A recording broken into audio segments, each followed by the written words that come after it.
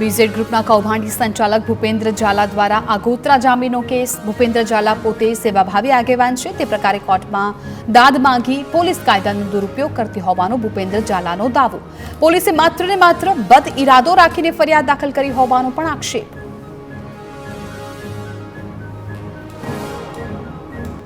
નનામી અરજીને આધારે પોલીસે કાર્યવાહી કરી તે કાયદાથી વિપરીત હોવાનો પણ દાવો। હેરાનગતિ અને છબી ખરડાવવા માટે ફરિયાદ નોંધી હોવાનો પણ દાવો।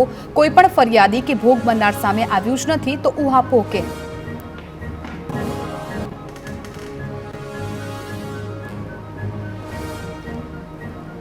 રોકાણકારોના પૈસાનો દુરુપયોગ થયો હોય એવો પણ બનાવ સામે નથી આવ્યો। ભૂપેન્દ્ર ઝાલાના નામે ચાલી રહી છે 18થી વધુ કોલેજ।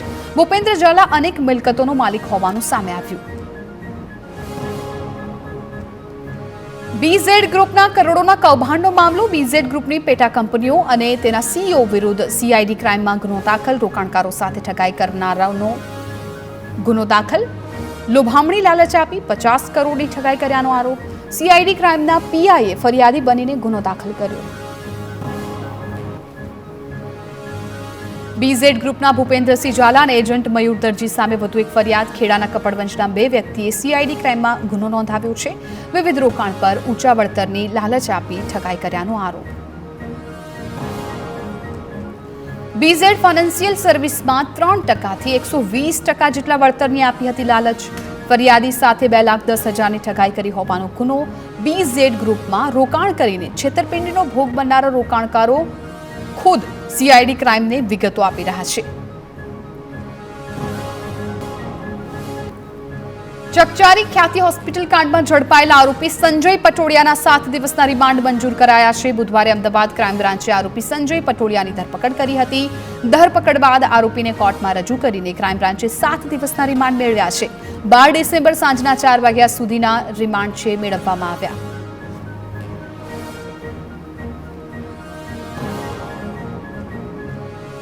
ખ્યાતિ હોસ્પિટલ કાંડમાં ડોક્ટર સંજય પટોડિયાની પૂછપરછમાં મોટો ખુલાસો થયો। નાણાકીય ભંડોળને અલગ અલગ બતાવીને કંપનીમાં 1.50 કરોડની ખોટ દર્શાવી। ઓડિટ રિપોર્ટમાં ગોટાળો કરીને આર્થિક લાભ મેળવ્યા।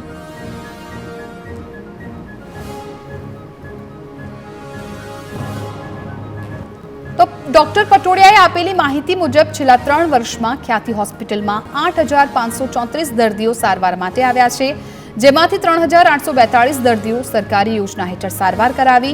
અત્યાર સુધીમાં હોસ્પિટલ્સમાં 112 દર્દીના મોત નીપજ્યા।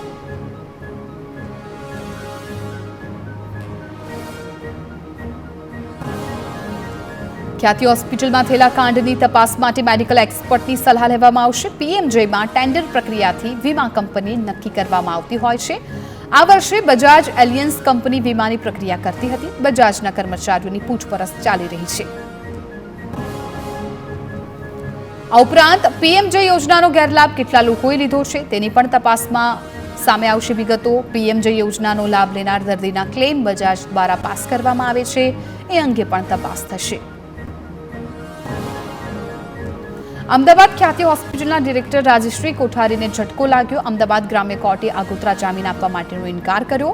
ગમે તે ઘડીએ પોલીસ રાજશ્રી કોઠારીની ધરપકડ કરી શકે છે। અગાઉ કોર્ટે સંજય પટોડિયાને પણ આગોતરા જામીન આપવા માટેનો ઇનકાર કર્યો હતો। ખ્યાતિ હોસ્પિટલ કૌભાંડ મામલે મોટા સમાચાર। ખ્યાતિ હોસ્પિટલના કારનામા અંગે સરકારે કોર્ટમાં કબૂલાત કરી છે। હોસ્પિટલે ખોટા ક્લેમ મેળવવા માટે નકલી સર્ટિફિકેટ બનાવ્યાની રજૂઆત કરી। વિશેષ સરકારી વકીલે કોર્ટમાં માહિતી આપી। ખોટા સર્ટિફિકેટની સાથે સાથે દર્દીઓના ખોટા રિપોર્ટ પણ બનાવ્યા।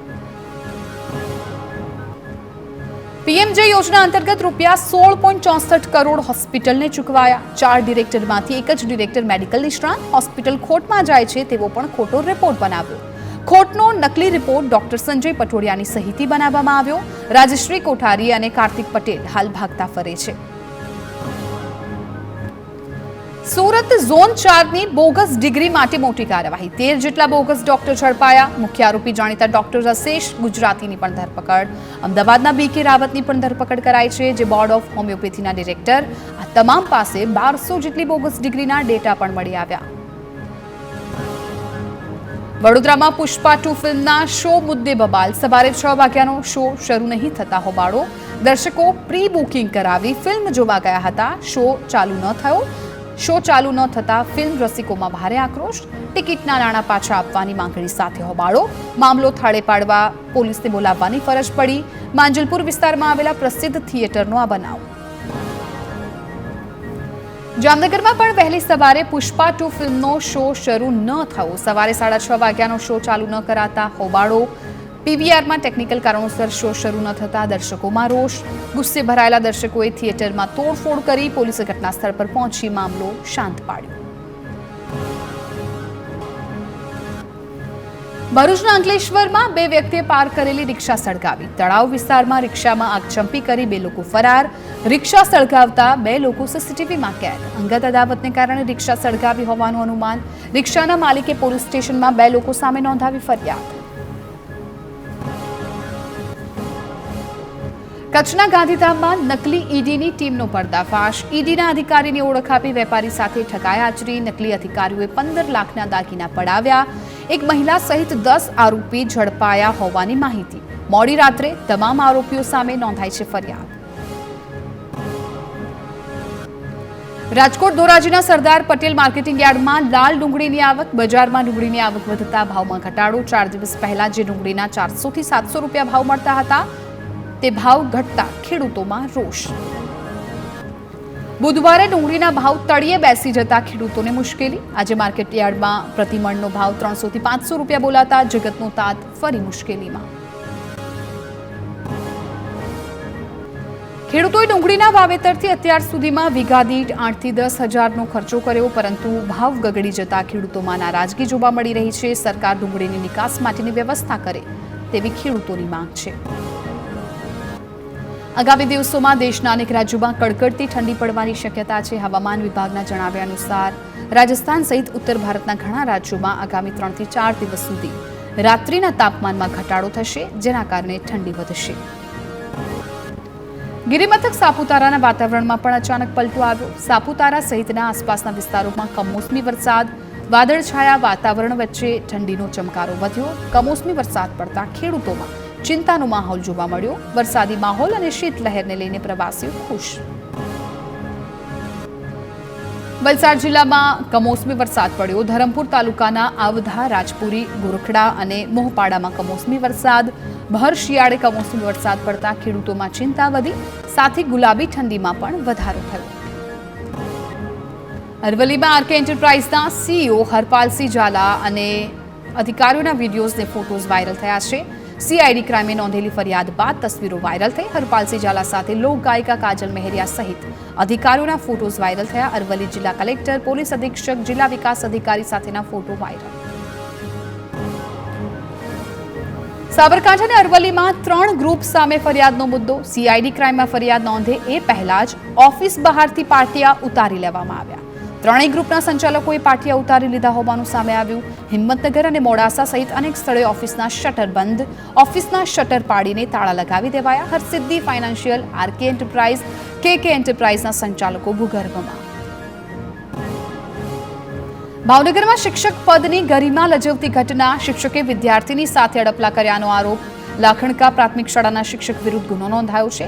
શિક્ષક રમેશભાઈ ઉપર બીએનએસની કલમ 75 અને પોક્સો એક્ટ હેઠળ ફરિયાદ નોંધાઈ. વાલીઓએ શિક્ષક સામે આક્રોશ વ્યક્ત કર્યો. શાળામાં વિદ્યાર્થીઓને ન મોકલી વિરોધ નોંધાવ્યો. શિક્ષક વિરુદ્ધ કડક પગલાં ભરવાની પણ માંગ કરી.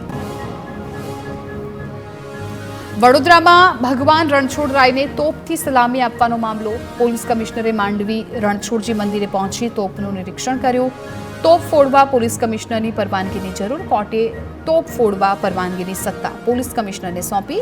નિરીક્ષણ બાદ પરવાનગી આપવી કે નહીં તે અંગે નિર્ણય લેવાશે. ભરૂચના અંકલેશ્વરમાં કેમિકલ કંપનીમાં કામદાર બેભાન થયા બાદ મોત. પાનોલી જીઆઈડીસીમાં આવેલી જેબી કેમિકલ એન્ડ ફાર્મા કંપનીનો બનાવ. કામ કરી રહેલા કામદાર એકાએક બેભાન થયા, હોસ્પિટલ ખસેડાયા. હોસ્પિટલ દ્વારા આકાશ વસાવા નામના કામદારને મૃત જાહેર કરાયા. યોગ્ય તપાસ અને વળતરની પરિજનો કરી રહ્યા છે માંગ. મહેસાણા કડીના ઢોરિયા પ્રાથમિક શાળામાં ભાવુક દ્રશ્યો જોવા મળ્યા. આચાર્યની બદલી થતા ભાવુક દ્રશ્યો જોવા મળ્યા. વિદાય સમારંભમાં નાના ભૂલકાઓ પણ ધ્રુસકે રડી પડ્યા. આચાર્યના જ્ઞાન અને હેત સાથે મોટા થઈ રહેલા વિદ્યાર્થીઓને આ વિદાય વસમી લાગી.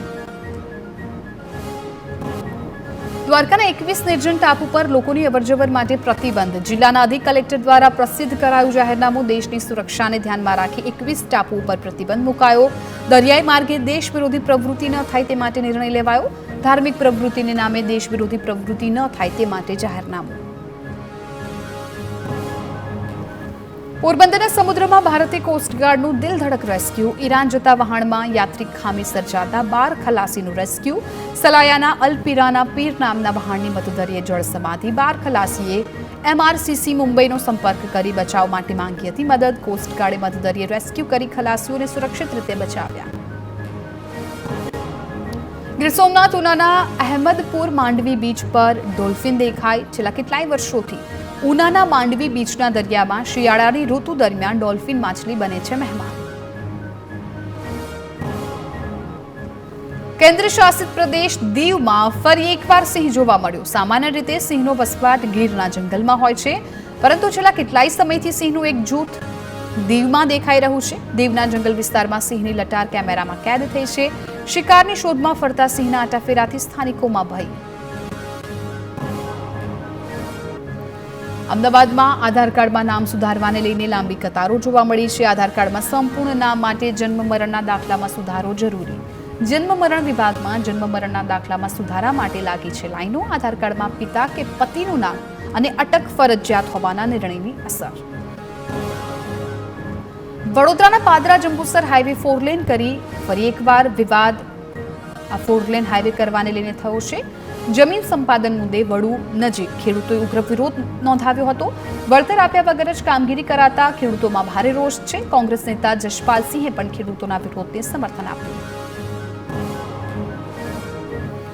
જંત્રીના ભાવ વધારા સામે રાજકોટમાં બિલ્ડર એસોસિએશન આકરા પાણીએ. રાજકોટ શહેરમાં જંત્રીના ભાવમાં 200 થી 2000% વધારો ઝીકવામાં આવ્યો. જંત્રીના ભાવ વધતા ઘરના ભાવ પણ 30% વધશે. ટીઆરપી ગેમ ઝોન અગ્નિકાંડ બાદ રાજકોટમાં રિયલ એસ્ટેટ ઉદ્યોગમાં મંદી જોવા મળી. અતિવૃષ્ટિમાં થયેલા ખેડૂતોના નુકસાન અંગે રાજ્ય સરકારે જાહેર કરેલા સહાય પેકેજમાં અમરેલીનો સમાવેશ ન થતા રોષ. કોંગ્રેસે અનેક તાલુકાઓમાં ધરના કાર્યક્રમો કર્યા. ખેડૂતોનું દેવું માફ, ઇકોઝોન સહિત વિવિધ મુદ્દાઓ અંગે કોંગ્રેસે માંગ કરી. અમરેલી જિલ્લામાં રેત માફિયા બેફામ બન્યાનો આક્ષેપ. ભાજપના નેતાએ ટ્વીટ કરીને રોષ ઠાલવ્યો. ડોક્ટર ભરત કાનાબારે લખ્યું કે અમરેલીમાં રેતી ચોરીની સામાન્ય લોકોને પણ ખબર. ખાણ ખનીજ ખાતાના અધિકારી, પોલીસ તંત્ર જ રેતી ચોરોથી અજાણ. અધિકારીઓને પોલીસની મિલીભગતથી માફિયા બેફામ બન્યાનો આક્ષેપ. સાથે જ સવાલ કર્યો કે અમરેલીમાં કહેવું કોને, એ જ સૌથી મોટો સવાલ. સુરેન્દ્રનગરના વઢવાણમાં આધાર કાર્ડ સેન્ટર પર મહિલાઓનો હોબાળો. વઢવાણમાં 1 લાખની જનસંખ્યા સામે આધાર કાર્ડ સુધારા માટે 2 જ સિસ્ટમ.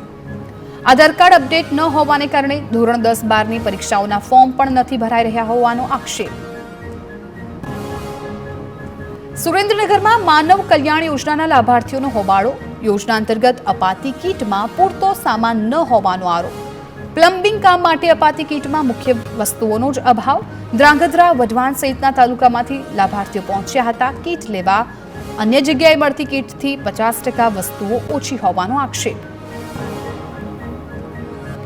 સુરતમાં હીરા ઉદ્યોગમાં મંદીના ભરડા વચ્ચે માઠા સમાચાર. પ્રતિષ્ઠિત મારુતિ ઇમ્પેક્સ ડાયમંડ કંપની 4 મહિનાથી બંધ રહેવાનો વિડીયો વાયરલ. કર્મચારીઓને જેને જ્યાં જગ્યા મળે ત્યાં ગોઠવાઈ જવાનો નિર્દેશ. મારુતિ ઇમ્પેક્સના માલિક સુરેશ ભોજપરા છેલ્લા 5 મહિનાથી કોમામાં હોવાથી કંપની દ્વારા નિર્ણય લેવામાં આવ્યો. મારુતિ ઇમ્પેક્સના દેશમાં 100થી વધુ યુનિટ, વિદેશમાં પણ ઓફિસો હોવાની માહિતી. વિધાનસભાના વિપક્ષ નેતા અમિત ચાવડાએ બંધ બારણે બેઠક કરી છે. સર્કિટ હાઉસ ખાતે કોંગ્રેસના આગેવાનો સાથેની બેઠક ચર્ચામાં જનમંચ કાર્યક્રમને તાલુકા કક્ષા સુધી લઈ જવાનું કોંગ્રેસનું આયોજન છે. સૂત્રની માહિતી અનુસાર બેઠકમાં વર્તમાન કોંગ્રેસ પ્રમુખની કામગીરી પર સવાલ ઉઠ્યા છે. પ્રદેશ કક્ષાએ મોટા કાર્યક્રમો ન થતા હોવાના સવાલો. પ્રદેશ કક્ષાએથી કાર્યક્રમો યોગ્ય રીતે ન થતા હોવાની ચર્ચા છે. અગાઉ પણ જનમંચના માધ્યમથી અમિત ચાવડાએ કાર્યક્રમ કર્યા હતા. ભરતસિંહના જન્મદિવસના શક્તિ પ્રદર્શન બાદ અમિત ચાવડાની બેઠકથી અનેક તર્ક વિતર્ક. ખેડા માતરના પૂર્વ ધારાસભ્ય કેસરીસિંહ સોલંકીએ બળાપો કાઢ્યો. માત્ર એપીએમસીમાં કેસરીસિંહ પર ક્રોસ વોટિંગના આક્ષેપો થયા હતા. ભાજપ સંગઠન અને મતદારો સામે ખુલાસો કરી હાલના ધારાસભ્ય કલ્પેશ પરમાર પર ગંભીર આક્ષેપો કર્યા. અગાઉ વર્ષ 2020માં ખેડા જિલ્લા દૂધ ઉત્પાદક સહકારી સંઘમાં પણ કેટલાક ભાજપના લોકોએ ક્રોસ વોટિંગ કર્યું. 55 લાખની ઠગાઈના કેસમાં આરોપી ઝડપાયા છે. સાયબર ક્રાઇમે 2 આરોપીની ધરપકડ કરી. આરોપીઓની ચાઇનીઝ ગેંગ સાથેની લિંક સામે આવી. આરોપી ચાઇનીઝ લોકોને સિમ કાર્ડ અને બેંક ખાતા આપતા હતા. આરોપીઓ કમિશન લઈને બેંક ખાતા આપતા. 100 જેટલા બેંક ખાતા ચાઇનીઝ લોકોને આપ્યા હતા. ટેલિગ્રામની મદદથી ચાઇનીઝ લોકો સાથે સંપર્ક રાખતા. જામનગરમાં એસબીઆઈના મેનેજર દ્વારા 1.56 કરોડની ઉચાપતનો મામલો. સેન્ટ્રલ બેંક ઇન્ડિયાના મેનેજર 7 દિવસના રિમાન્ડ પર. 1.56 કરોડની ઉચાપતમાં 7 દિવસના રિમાન્ડ પર. ધ્રોલના લતીપુરની સેન્ટ્રલ બેંક ઓફ ઇન્ડિયાના મેનેજર નોડ્યુલ સર્ટી વગર લોન પાસ કરી પૈસા ટ્રાન્સફર કર્યાની કબૂલાત. તત્કાલીન મેનેજર સગાઓના ખાતામાં પૈસા ટ્રાન્સફર કર્યાની કબૂલાત. જૂનાગઢમાં સગીરા સાથે છેડતી કરનાર શખ્સની ધરપકડ કરાઈ. બજારમાં ચાલી જતી સગીરાની છેડતી કરાઈ હતી. પોલીસે આરોપી વિરુદ્ધ પોક્સો હેઠળ ગુનો નોંધીને વધુ તપાસ હાથ ધરી.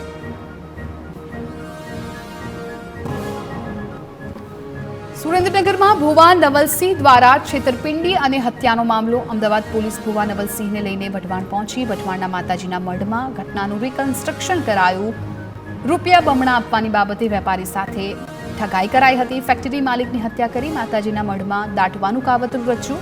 ભાંડો ફૂટતા જ અમદાવાદ પોલીસે ભુવાની કરી ધરપકડ. સુરતના કિરણ ચોક વિસ્તારમાં પાર્ક કરેલી કારમાં આગ લાગી. ફાયર વિભાગે તાત્કાલિક સ્થળ પર પહોંચી આગ પર કાબુ મેળવ્યો. કારમાં કોઈ સવાર ન હોવાથી સદનસીબે જાનહાનિ ટળી. આગ લાગવાને કારણે કાર બળીને ખાક. શોર્ટ સર્કિટને કારણે આગ લાગી હોવાનું પ્રાથમિક તારણ. રાજસ્થાનથી ગુજરાત સુધીની દંડવત યાત્રાએ નીકળેલ ભક્ત દ્વારકા નજીક પહોંચ્યો. બિકાનેરથી 19 ફેબ્રુઆરીના રોજ ભક્ત દંડવત યાત્રા કરી દ્વારકા નગરી જવા નીકળ્યો. 1300 કિલોમીટરનું અંતર કાપી અનેરા ઉત્સાહ સાથે કૃષ્ણ ભક્ત દંડવત યાત્રા કરી દ્વારકા નગરીમાં પહોંચશે.